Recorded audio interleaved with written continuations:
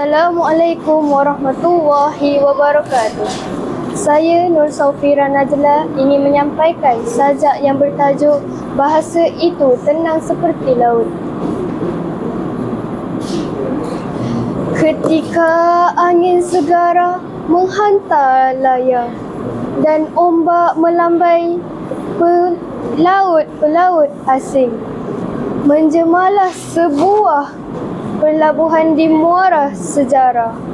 Di situlah bahasa mekar berkembang, tidak hanya sekadar penjala sembang, tetapi jambatan panjang dan kukuh yang menaut bahtera dari segenap benua.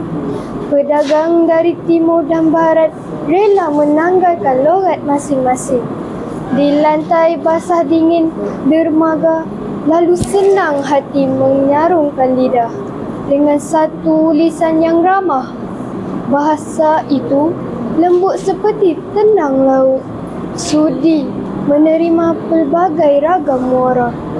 Bicaranya lebih mahal berharga daripada nilai rempah dan emas, mampu mematahkan sengat bisa sengketa, berupaya memupuk ketidaksehaluan janji. Dengan sepasang payung lebah terbuka, meneduh mesra ehwal musyawarah dan niaga.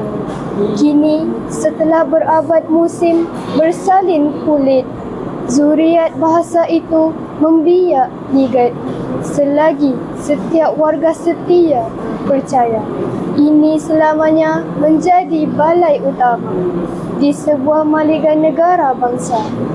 Sekian, terima kasih.